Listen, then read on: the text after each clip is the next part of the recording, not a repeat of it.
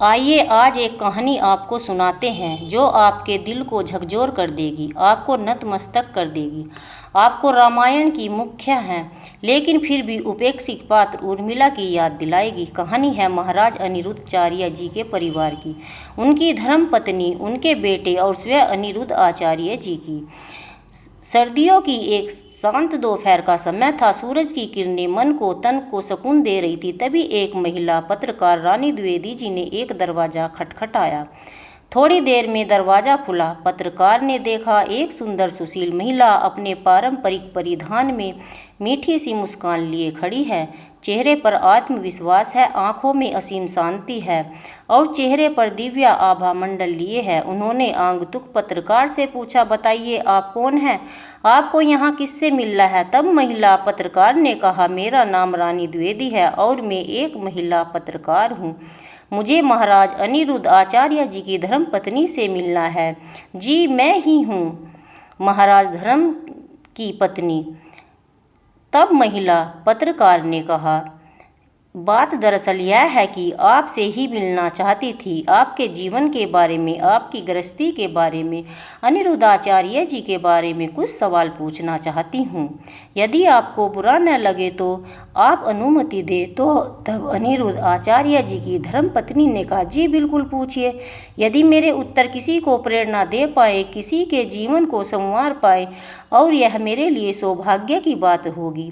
पत्रकार रानी द्विवेदी ने संकोच के पूछा, माइक हाथ में लिया और पहला सवाल पूछा, आप हमें यह बताइए कि आपका और आपके पति का यह मधुर अलौकिक रिश्ता कब और कैसे शुरू हुआ। यह सवाल सुनकर महिला की आंखों में एक चमक आ गई और चेहरे पर एक भली सी मुस्कान, जैसे बीते समय की याद ताज़ा हो गई। वह थोड़ी देर चुप रही, शांत रही, फिर भी धीरे से थोड़े संकोच के साथ कहने लगी, जब मैं उनसे पहली बार मिली तब वे महाराज अनिरुद्ध आचार्य जी नहीं थे, ये सिर्फ अनिरुद्ध थे। वे सिर्फ सीधे सच्चे एक गरीब ब्राह्मण पुत्र थे जो श्री कृष्ण के नित्य उपासक थे।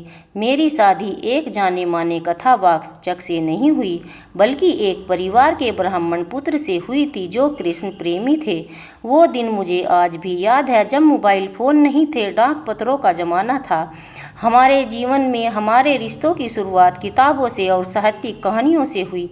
मुझे याद है जब इन्होंने मुझसे कहा था, यदि तुम्हारा विवाह मुझसे होता है तो सदैव स्मरण रखना, तुमसे पहले मुझे श्री कृष्ण हैं, मेरे प्रभु हैं। इस बात का कोई उत्तर तो नहीं दिया, लेकिन मैंने मन ही मन में सोचा कि यह कृष्ण को मुझसे पहले, अपनी परिवार से पहले रखते हैं तो यकीन रख यह तुझे भी पीछे नहीं छोड़ेंगे। और हमारी शादी हो गई।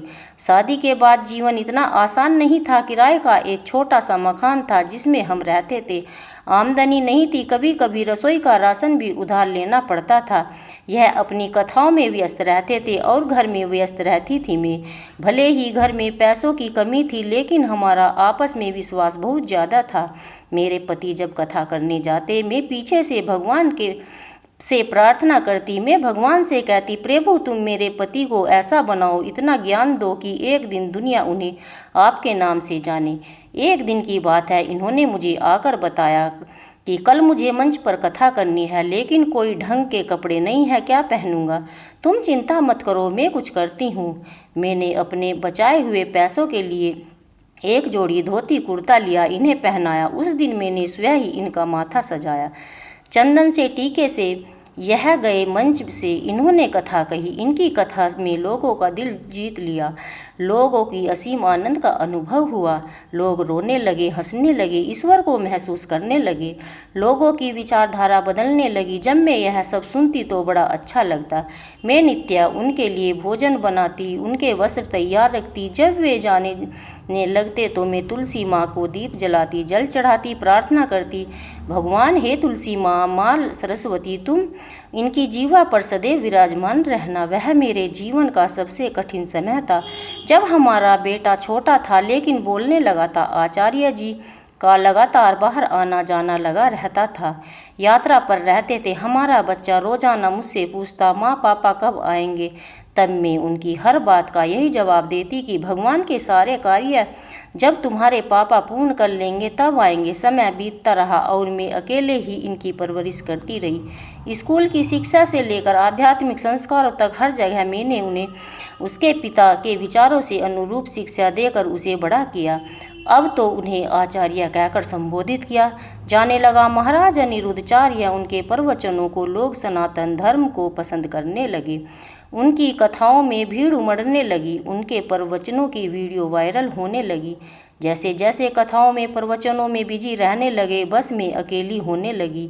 उनकी कथाओं में भीड़ बढ़ने लगी। मेरे घर का आंगन सोना रहने लगा। उनके बावजूद भी एक पत्नी और क्या चाहती है, बस इतना ही कि उसके पति सही रास्ते पर चल रहे हैं, दुनिया में नाम रोशन कर रहे हैं।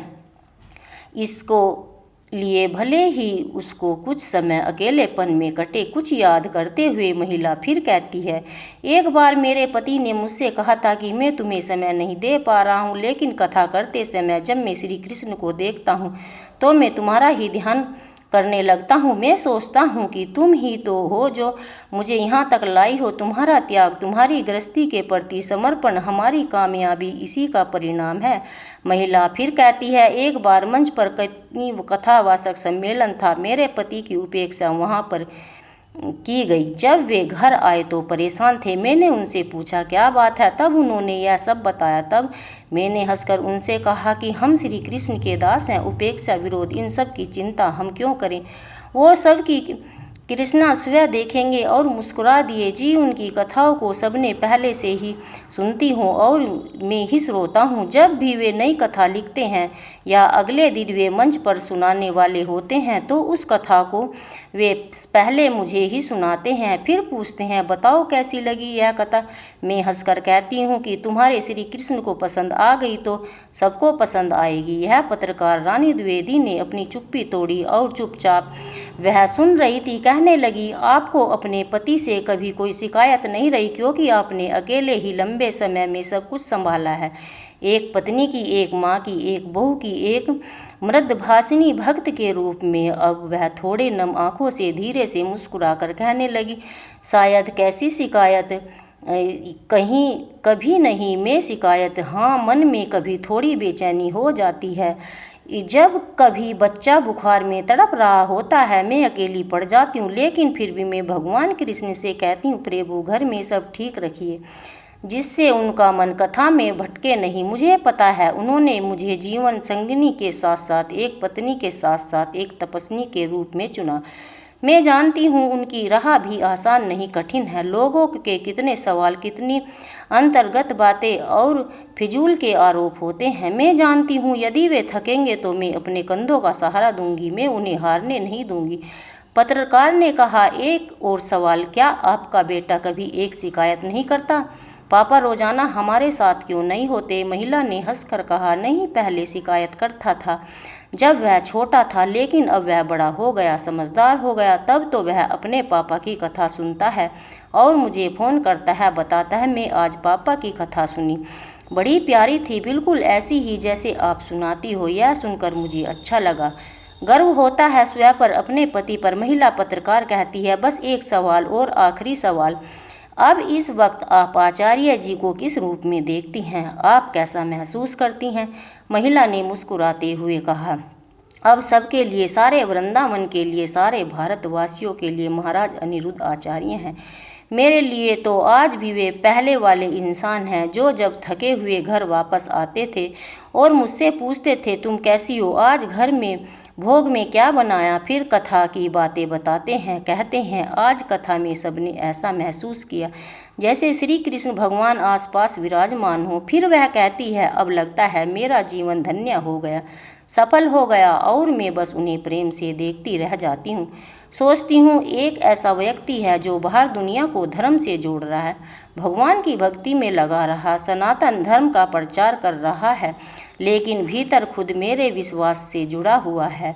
जब हम किसी आध्यात्मिकवादी संत पुरुष के जीवन को समझते हैं तो केवल उनके प्रवचनों और उनके किस्से कहानियों के ही नहीं, वरना उनका पारिवारिक जीवन भी हमें प्रेम की, समर्पण और विश्वास की सीख देता है। ऐसा ही है आचार्य जी की धर्मपत्नी, जो पर्दे के पीछे ही रह जाती है। देखिए उनका त्याग, उनका समर्पण, उनका विश्वास, यह भी एक अनूठी कहानी है। आज मैंने यह आपको सुनाई है। सिर्फ एक कहानी नहीं, यह एक ऐसी भावना है, ऐसा पवित्र रिश्ता है जो हमें आपको यह सिखाता है कि जब एक संत अपने धर्म के लिए अपना जीवन समर्पण कर देता है तो उनके पीछे उसके परिवार यदि हो तो उसी का ही, उसकी पत्नी का मौन समर्पण, सहयोग भी होता है। अधिकांश लोग दुनिया सिर्फ मंच पर प्रवचन देते, भाषण देते वक्त को ही देखते हैं, लेकिन उस मंच तक पहुंचने की कठिन यात्रा में जिन लोगों का हाथ, जिन लोगों का साथ होता है, वे अक्सर अनदेखे ही रह जाते हैं।